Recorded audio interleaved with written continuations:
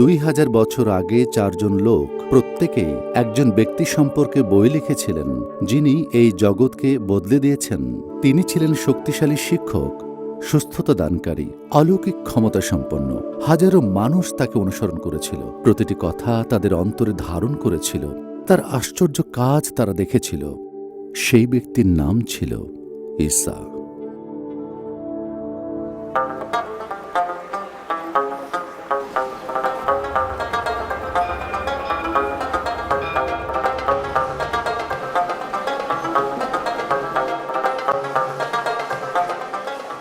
আপনি কি মনে করেন কিতাবুল মুকাদ্দিস ঈসার সম্পর্কে যা বলে তাকে আমরা বিশ্বাস করতে পারি? না, আমি শুনেছি কিতাবুল মুকাদ্দাস নাকি বদলে ফেলা হয়েছে, এর অনেকাংশ বিকৃত করা হয়েছে। অনেক ভালো ভালো তথ্য আছে সেখানে, কিন্তু এর উপর কি বিশ্বাস করা যায়? আমি আসলে নিশ্চিত নই। আমি আসলে ভালো করে এটা দেখিনি, তাই ঠিক বলতে পারছি না। আমি এটা পড়ে দেখিনি, কিন্তু আমি এটা পড়ে দেখতে চাই। আপনি কি মনে করেন কিতাবুল মুকাদ্দিস ঈসার সম্পর্কে যা বলে সেটা কি বিশ্বাসযোগ্য? কিতাবুল মুকাদ্দাস ঈসার সম্পর্কে? এটা একটা কঠিন প্রশ্ন। এটা ভালো প্রশ্ন।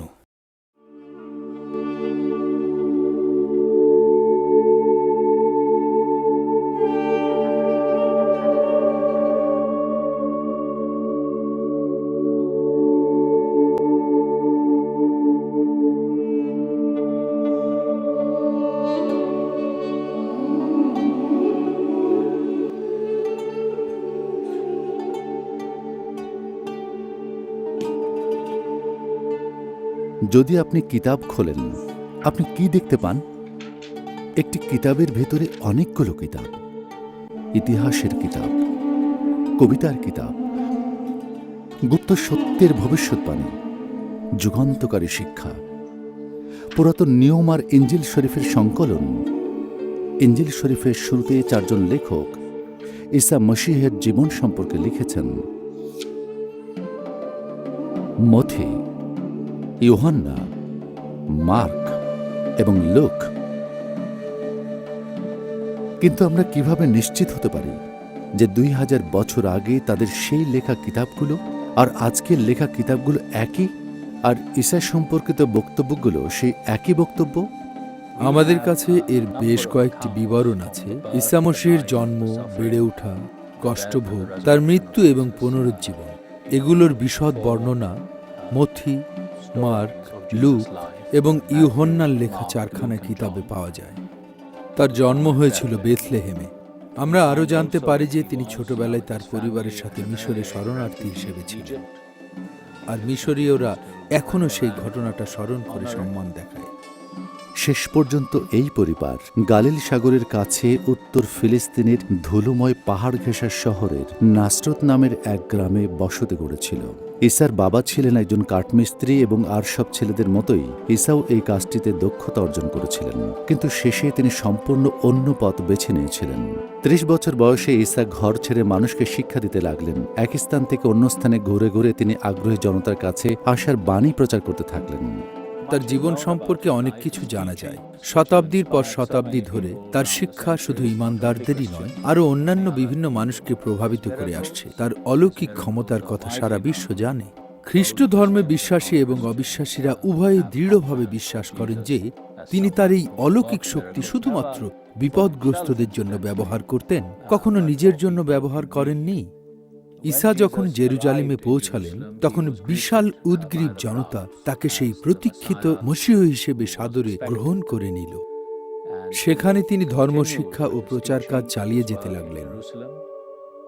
কিন্তু স্থানীয় সামাজিক, রাজনৈতিক ও ধর্মীয় নেতারা ক্রমেই তার বিরোধিতা করতে শুরু করল, যার জন্য শেষ পর্যন্ত তাকে আটক করা হলো এবং ইহুদিদের হাতে নয়, রোমানদের হাতেও তাকে কষ্ট সহ্য করতে হয়। তাকে সলিবে মৃত্যুদণ্ড দেয়া হয়, আর সলিবে মৃত্যু ছিল অত্যন্ত নিষ্ঠুর একটি প্রক্রিয়া।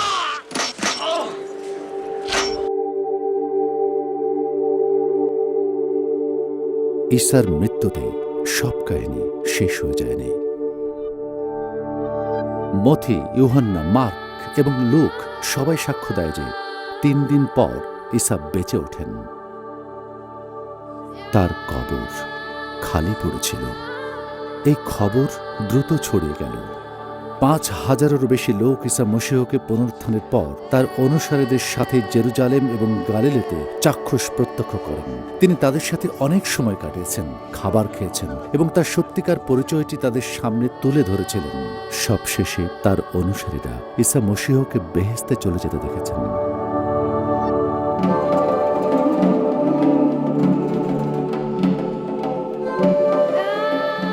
তারপরে যা ঘটেছিল সেটাও সমানভাবে গুরুত্বপূর্ণ। ঈসার অনুসারীদের সংখ্যা দ্রুত গতিতে বাড়তে লাগল। ঈসার পুনরুত্থানের মাত্র কয়েক মাসের মধ্যেই তার অনুসারীদের সংখ্যা নারী, পুরুষ এবং শিশু মিলিয়ে 5,000-এরও বেশি হয়ে গেল।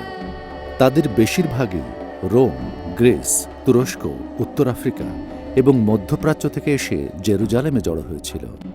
যখন নতুন অনুসারীরা বড়দিনে তাদের নিজ নিজ বাড়িতে ফিরে এলো, তখন নতুন অনুসারীর সংখ্যা আরও বেড়ে গেল।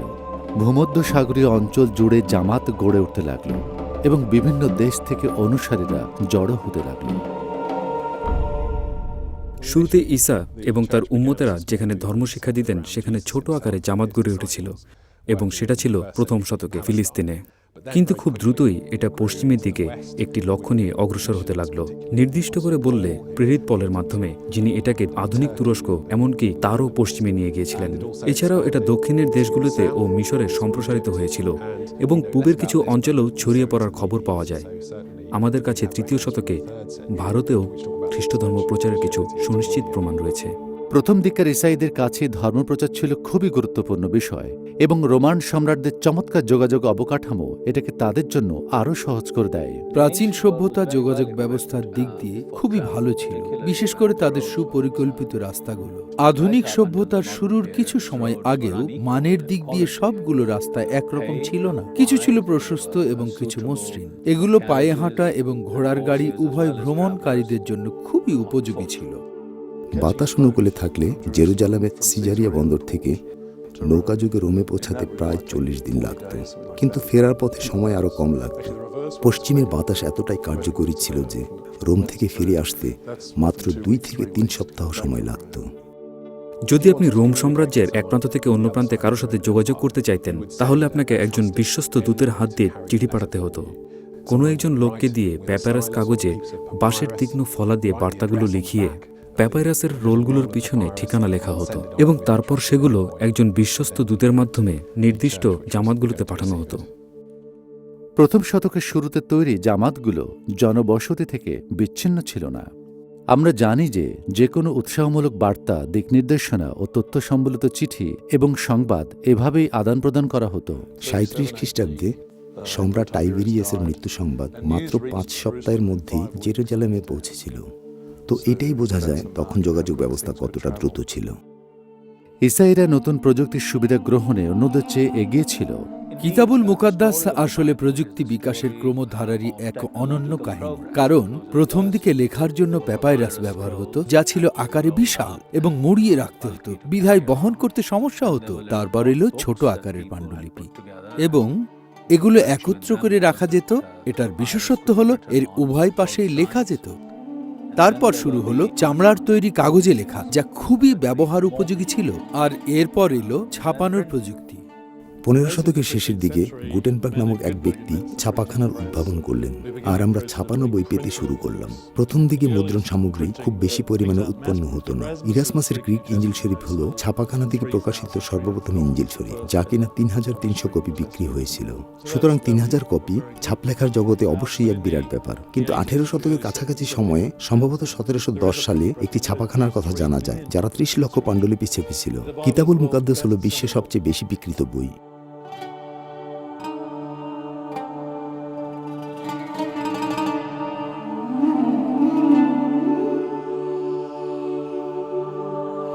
মথি, ইউহান্না, মার্ক, লুক, এরা কে ছিলেন?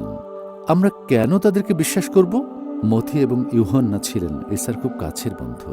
মথি ছিলেন শিক্ষিত লোক, অঙ্কে পারদর্শী, রোমান শাসকদের একজন কর আদায়কারী।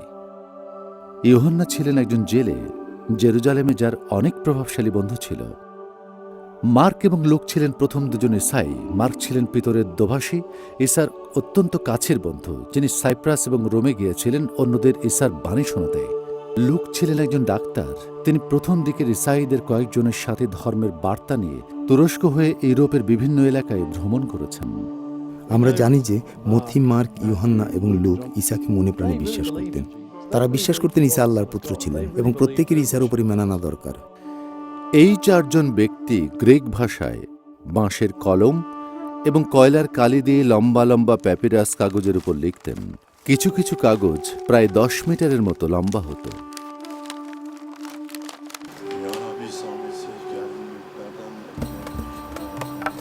মিশরের জলাভূমিতে এক প্রকার নলখাগড়া জন্মে, প্রায় 3 মিটার লম্বা, সাদা আঠালো শ্বাসযুক্ত একরকম নল।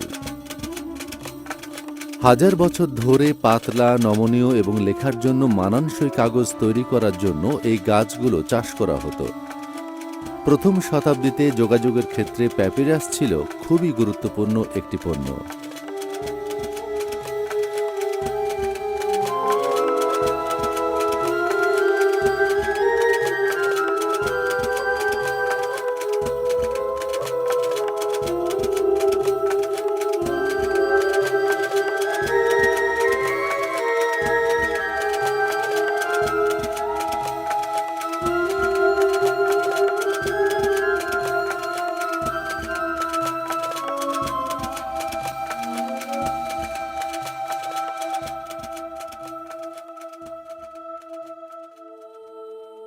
শতাব্দীর শুরুতে প্যাপিরাসের রোলই একমাত্র লেখার উপকরণ ছিল না। আলাদা আলাদা প্যাপিরাসকে একসাথে সংযুক্ত করে বই তৈরির মতো আবিষ্কারও তখন হয়েছিল। খ্রিস্টধর্ম শুরুর সময়কালে লিখন মাধ্যম প্যাপিরাস রোল থেকে বইয়ের চেহারা ধারণ করে এবং খ্রিস্টধর্ম সম্পর্কিত প্রথম দিককার সবগুলো পাণ্ডুলিপি বই আকারে ছিল। ধর্মনিরপেক্ষ সাহিত্য, ক্লাসিক, হোমারের রচনা, ইউরিপিডিস এবং ডেমোস্থিনেসের লেখাগুলো 3য় ও 4র্থ শতাব্দী পর্যন্ত প্যাপিরাসের রোল পদ্ধতিতে লেখা হয়েছিল।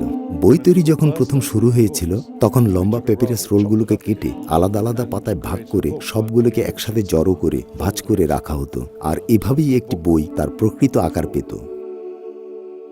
নোট বইগুলো তুলনামূলকভাবে সাশ্রয়ী ছিল, পড়তে, বহন করতে সহজ এবং অনুলিপি করার ক্ষেত্রেও সহজ ছিল অন্যান্য গুরুত্বপূর্ণ পাণ্ডুলিপির মতোই। মথি, ইউহান্না, মার্ক এবং লুকের লেখা ঈসা মসীহের জীবনী গ্রন্থগুলোর অনুলিপি তৈরি করা হয়েছিল এবং বিভিন্ন জামাতে পাঠানো হয়েছিল। লেখার 100 বছর পরেও ওইসব প্যাপিরাস পাণ্ডুলিপিগুলো সঠিকভাবে পড়া যেত। মিশরের শুকনো মরু প্রান্তরে তাদেরই কিছু পাণ্ডুলিপি অক্ষত অবস্থায় পাওয়া গেছে, যা আমরা এখনও পড়তে পারি। প্যাপিরাসের উপরে লেখা ইঞ্জিল শরীফের বেশ কিছু পাণ্ডুলিপি এখনও টিকে আছে। আমাদের কাছে 100-র কাছাকাছি এবং সর্বশেষ তথ্য মতে 122টির মতো আদি সময়কার প্যাপিরাস পাণ্ডুলিপি রয়েছে, যার মধ্যে কিতাবুল মুকাদ্দাসের ইঞ্জিল শরীফের কিছু অংশও রয়েছে। তাদের মধ্যে কিছু সম্পূর্ণ বইও রয়েছে। ইউহান্নার লেখা সম্পূর্ণ বই, লুক এবং ইউহান্নার একত্রে লেখা সম্পূর্ণ বই। আমাদের কাছে মথি, মার্ক, লুক, ইউহান্না এবং প্রেরিত সম্পর্কিত পাণ্ডুলিপি রয়েছে। এবং প্রাচীনতম নথিটি আমরা পেয়েছি অনেক পুরনো একটি মূল পাণ্ডুলিপি থেকে অনুলিপিকৃত। ইউহান্নার জীবনের সবচেয়ে গুরুত্বপূর্ণ অংশটুকু উত্তর ইংল্যান্ডের ম্যানচেস্টার শহরের জাদুঘরে রক্ষিত আছে দেখার জন্য। আমি দাঁড়িয়ে আছি সুখবর তাবলিগকারী সাধক ইউহান্নার বিখ্যাত অংশটির সামনে, যা খুব সম্ভবত এই বিশ্বে টিকে থাকা সবচেয়ে পুরাতন ইঞ্জিল শরীফের একটি। এটা 2য় শতকের প্রথম সময়কালের, অর্থাৎ আমরা কথা বলছি 125 সালের কাছাকাছি সময়। 20 বছর কম বা বেশি হতে পারে। সম্ভবত সুখবর যখন প্রথম লিখিত হয় তার 30 বা 40 বছর পর, আর এটা আমাদের মূল পাণ্ডুলিপিতে উল্লেখিত সময়ের খুবই কাছাকাছি। এর উভয় পৃষ্ঠাতেই লেখা দেখে বোঝা যায় যে এটি একটি বইয়ের পাতা এবং এটি আসলে পৃথিবীর সর্বপ্রথম লিখিত বইয়ের মধ্যে একটি। ঈসাকে শলীববিদ্ধ করার ঠিক আগে পন্টিয়াস পিলাতের করা প্রশ্নটা এই পৃষ্ঠায় লেখা আছে। পিলাত ঈসা মসীহকে জিজ্ঞেস করেছিলেন, সত্যটা কি? কাগজের টুকরোটার ঠিক বিপরীত পাশে গ্রিক অ্যালেথায়া কথাটি লেখা ছিল, যার অর্থ সত্য। ইঞ্জিল শরীফ সম্পর্কে আলাদাভাবে বললে ইউহান্না লিখিত সুখবরের গঠনশৈলী এবং বিস্তার বোঝার জন্য এই অংশটুকুর গুরুত্ব বিশাল। তুলনামূলকভাবে শুরুর দিনগুলোতে। বর্তমানে আমাদের কাছে 120টিরও বেশি প্যাপাইরাস পাণ্ডুলিপি ছোট ও বড় আকারে সংরক্ষিত আছে। উল্লেখযোগ্য বিষয় হল যে 4র্থ শতাব্দী থেকে 10 বা 11 শতকের চামড়ার কাগজের উপর হস্তলিপির মোট সংগ্রহের সংখ্যা 3 শতকেরও অধিক। 3য় শতকের দিকে হস্তলিপির জন্য শুধু প্যাপিরাসই ব্যবহার হতো কিনা এই নিয়ে দ্বিধাদ্বন্দ্বের কিছুটা প্রমাণ পাওয়া যায়। ইঞ্জিল শরীফে পাণ্ডুলিপির জন্য পশুর চামড়া, যা পার্চমেন্ট বা ভেলাম নামে পরিচিত, তা ব্যবহৃত হতো। পশুর চামড়া ব্যবহৃত হতো বই তৈরির কাজে এবং এই বইগুলো অনেক মজবুত হতো। অবাক করা ব্যাপার হলো 3য় এবং 4র্থ শতকে অনেক পৃষ্ঠার একটি বিরাট বই বানানো সম্ভব ছিল, যা আগে হয়তো আলাদা আলাদা পৃষ্ঠায় লিখতে হতো। ইঞ্জিল শরীফ পুরোটাই একটি চামড়া তৈরি বইয়ের ভিতর থাকতে পারত। 4র্থ ও 5ম শতকে তৈরি বিশাল গ্রিক কিতাবুল মুকাদ্দাসের মধ্যেই পুরাতন নিয়ম এবং ইঞ্জিল শরীফ রাখা যেত। শুকনো বালুর রাজ্য মিশরেই শুধু প্যাপিরাসের ব্যবহার ছিল। চামড়া তৈরি বইগুলো টিকেছিল বিভিন্ন দেশের গ্রন্থাগারগুলোতে। সেন্ট ক্যাথরিন আশ্রমটির অবস্থান হল মিশরের সিনাই পর্বতের পাদদেশে, যা বিশ্বের সবচেয়ে পবিত্র পর্বত বলে খ্যাত। 1844 সালে একজন জার্মান গবেষক ডক্টর কনস্টান্টিন ভন টিশেনডর্ফ এই আশ্রমটি পরিদর্শনকালে একগুচ্ছ পুড়ে যাওয়া পার্চমেন্ট পৃষ্ঠা উদ্ধার করেন। এগুলো ছিল প্রাচীন কিতাবুল মুকাদ্দাসের কিছু অংশ। 15 বছর পর আশ্রমটি পুনরায় পরিদর্শনকালে শেষ দিন সন্ধেবেলায় নিরাপদ স্থানে রক্ষিত কিতাবুল মুকাদ্দাসের একটি অনুলিপি দেখতে পেয়ে তিনি হতবাক হয়ে গেলেন। পার্চমেন্টের অনেক কাগজ একটি লাল কাপড়ে মোড়ানো অবস্থায় ছিল। এটাই হলো কোডেক্স সাইনায়াটিকাস। এখন স্বীকার করা হয় যে ইঞ্জিল শরীফে ঈসা মসীহের জীবনী বর্ণনার গ্রহণযোগ্যতার ক্ষেত্রে বিখ্যাত পুঁথি কোডেক্স সাইনায়াটিকাস ছিল একটি বিশাল গুরুত্বপূর্ণ প্রামাণ্য দলিল। টিসেনডর্ফ আশ্রম কর্তৃপক্ষকে রাজি করিয়ে কিতাবুল মুকাদ্দাসের অনুলিপি তৈরি করে তা প্রকাশের উদ্দেশ্যে রাশিয়ায় নিয়ে আসলেন। 1933 সালে রাশিয়ার সরকার কিতাবুল মুকাদ্দাসের এই পাণ্ডুলিপিটি ব্রিটেনে বিক্রি করে দেয়। বর্তমানে এটি লন্ডনের ব্রিটিশ লাইব্রেরিতে সংরক্ষিত আছে। পাণ্ডুলিপিগুলোর মধ্যে সবচেয়ে গুরুত্বপূর্ণ কোডেক্স হলো চামড়ার উপর হস্তলিখিত ইঞ্জিল শরীফ এবং সম্পূর্ণ কিতাবুল মুকাদ্দাস। আমার কাছে এর একটি অনুলিপি আছে। এটা হলো 4র্থ শতাব্দীর চামড়ার উপর হস্তলিখিত পাণ্ডুলিপি। মূলত এটি সম্পূর্ণ গ্রিক কিতাবুল মুকাদ্দাসের প্রথম একত্রিত সংকলন। বইয়ের জন্য এটা একটি যুগান্তকারী প্রযুক্তি, আমাদের গুরুত্বপূর্ণ সম্পদগুলোর একটি। বিখ্যাত কিছু গ্রিক এবং রোমান লেখক আছেন যাদের অসংখ্য পাণ্ডুলিপি আছে, যেগুলো থেকে আমরা এরই প্রমাণ পাই। হোমার একজন ক্লাসিক্যাল কবি, উদাহরণস্বরূপ তার কথা বলতে পারি, যার শত শত পাণ্ডুলিপি এবং তার কিছু অংশ এখনও বিশ্বে টিকে আছে। আর সাধারণত রোমান ইতিহাসবিদরা টিকে আছেন শুধুমাত্র 3 থেকে 6 কপি হস্তলিখিত পাণ্ডুলিপির উপর ভিত্তি করে, এবং এর কপিগুলো অনেক পরের। কিন্তু ইঞ্জিল শরীফের কল্যাণে আমাদের কাছে শত শত খণ্ড পাণ্ডুলিপি আছে। আর 4টি সুখবরে ঈসার জীবন বৃত্তান্ত লেখার খুব কাছাকাছি সময়ের কিছু সম্পূর্ণ পাণ্ডুলিপিও আছে। আমাদের কাছে প্রত্যেক শতাব্দীরই কিছু না কিছু ভালো মানের পাণ্ডুলিপির খণ্ডাংশ রয়েছে পর্যাপ্ত পরিমাণে। বিভিন্ন শতকে পাওয়া প্রমাণপত্রগুলো আসলেই একটি বিরাট ব্যাপার, যা ইঞ্জিল শরীফকে সবকিছু থেকে অনন্য করেছে। 4র্থ থেকে 8ম আসলে প্রত্যেক শতাব্দী থেকেই এসব মূল্যবান পাণ্ডুলিপির নিদর্শন পাওয়া গেছে। সুতরাং আধুনিক জ্ঞান পরিধি গ্রিক ইঞ্জিল শরীফের ভিত্তি কত গভীরে তা অবগত। শুধুমাত্র 500 বছরের গবেষণালব্ধ ফলাফল থেকে পাওয়া পাণ্ডুলিপি নয়, প্রকৃতপক্ষে তারও আগের 2য় থেকে 1800 শতাব্দী পর্যন্ত। 4র্থ শতাব্দীতে পশুর চামড়ার উপর লিখিত পাণ্ডুলিপি থেকেই আমরা ঈসা মসীহের সম্পূর্ণ জীবনী সম্পর্কে জানতে পারি, এবং আশ্চর্যজনকভাবে ঈসা মসীহের প্রথম জীবনী লেখার মাত্র 10 বছর পরে প্যাপিরাস কাগজে লেখা বিপুল পরিমাণ তথ্য প্রমাণ হিসেবে পাওয়া গেছে। এই সব তথ্যই প্রমাণ করে যে 2000 বছর আগের লেখা কিতাবুল মুকাদ্দাস এবং বর্তমানে আমরা যা পাঠ করি তাদের মধ্যে কোনো পার্থক্য নেই। কিন্তু প্রথম দিকের ঈসাইরা কেন এই জীবনীগুলো বিশ্বাস করত? আমাদের মতো তারাও প্রকৃতপক্ষে কি ঘটেছিল তা জানতে চেয়েছিল। লুক তার পুঙ্খানুপুঙ্খ গবেষণার বিষয়ে খুবই অবিচল। এই গবেষণাগুলো আমাদের কাছে হস্তান্তর করা হয়েছিল। কিছু লোক ছিল যারা শুরু থেকে নিজেদের তাগিদে এই ঘটনাগুলো প্রত্যক্ষ করেছিল। পরবর্তীতে তারাই এই বার্তাগুলো পৌঁছে দিয়েছিল। ইউহান্না লিখিত জীবনী যে সত্য এটা অনেকেই প্রমাণ করে দেখিয়েছেন। তারা এটা বিভিন্ন জায়গায় লিখে রেখে গেছেন। আমরা জানি তিনি যা বলেছেন তা সত্য। ঈসা মসীহের জীবন কাহিনীগুলো হলো প্রত্যক্ষদর্শী দ্বারা বর্ণিত কাহিনী। অনেক পরে এটা জানা গেল যে ঈসার মৃত্যুর পরে যা ঘটেছিল তা কোনো রূপকথা নয়। মানুষ সবই লিখে রাখছে, যা দেখছে, যা শুনছে এবং যা জানছে।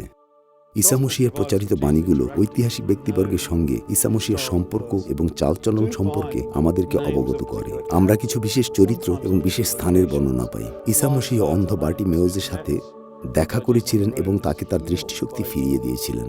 আমরা তার নাম জানি, কিন্তু অনেক অন্ধ লোকের সাথে ঈসার দেখা হয়েছিল, তাদের নাম আমরা জানি না। কেন জানি না?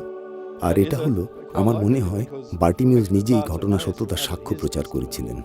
আরেকটি ঘটনা হলো, সিরিনের সিমন রাস্তা দিয়ে ঈসার সলিব গলগাথায় বয়ে নিয়ে গিয়েছিলেন এবং মার্ক বলে, আমরা জানি সে ছিল রুফাস এবং আলেকজান্ডারের বাবা। ভালো কথা, আমরা কেন রুফাস এবং আলেকজান্ডার সম্পর্কে জানি? তারা ছিল ঈসাই এবং এর সাথে জড়িত। এ ধরনের ব্যক্তি সম্পর্ক নিঃসন্দেহে গুরুতর বিষয়। সাম্প্রতিক সময়ের গবেষণায় দেখা যায় যে ঈসা মসিহ প্রচারিত বাণীগুলোতে যেসব লোকের নাম বলা আছে তা হুবহু প্রথম শতাব্দীতে পাওয়া আংশিক বা পূর্ণাঙ্গ নামগুলোর সঙ্গে মিলে যাচ্ছে। ঈসার অনুসারীরা মথি, মার্ক, লুক এবং ইউহান্নাকে চিনতে পারত, কারণ ঈসা মসিহের সত্য কাহিনীগুলো নিখুঁতভাবে তারা জানত, কারণ তারা ঈসা মসিহকে ব্যক্তিগতভাবে জানে এবং মানে। এমন ব্যক্তিবর্গের সাথে তাদের সুসম্পর্ক ছিল, যারা তার সাথে থাকত, যারা তার দীক্ষা নিত, যারা তার অলৌকিক শক্তি প্রত্যক্ষ করেছে, যারা তাকে সলিবে বিদ্ধ হতে দেখেছে এবং সবচেয়ে গুরুত্বপূর্ণ ব্যক্তিবর্গ যারা তাকে পুনরুত্থিত হতে দেখেছেন। ইঞ্জিল শরীফে ঈসার 4টি জীবন কাহিনী আমাদেরকে ফিলিস্তিনের প্রথম শতাব্দীর জামাত ঘর, তাদের উৎসব সম্পর্কে একটি বাস্তব চিত্র বলে দেয় এবং এইভাবে ঈসার জীবদ্দশায় কি ঘটেছে সেই বিষয়ে ইহুদি এবং রোমান ঐতিহাসিকদের সাথে একমত হন। ঈসা মসিহের বিচার এবং মৃত্যুদণ্ডের ঘটনাগুলো বাস্তবতার সাথে গভীরভাবে জড়িত। ইঞ্জিল শরীফের বাইরেও প্রত্নতাত্ত্বিক গবেষণায় কায়াফাসের সমাধি থেকে প্রমাণিত হয় যে তিনি ওই সময়ের সবচেয়ে বড় ইমাম ছিলেন, যা ইঞ্জিল শরীফে ঈসার 4 জীবনীতেও সুস্পষ্টভাবে লেখা রয়েছে। আমরা জানি যে ওই সময়ের ফিলিস্তিনের শাসনকর্তা পন্তিয়াস পিলাত রোমান শাসক ছিলেন, কারণ রোমান ঐতিহাসিকরা, যাদেরকে ট্যাসিটাস বলা হয়, তারাই এটা লিখে গেছেন। আর ভৌগোলিকভাবে এগুলো হলো নিখুঁত। এগুলো ব্যাখ্যা করে সময়, জ্ঞান এবং জীবনকে। এগুলো অন্য কোথাও হতে লেখা হয়নি, কারণ যেহেতু সমাজ, সংস্কৃতি ও পূর্বসূত্র সম্পর্কে তাদের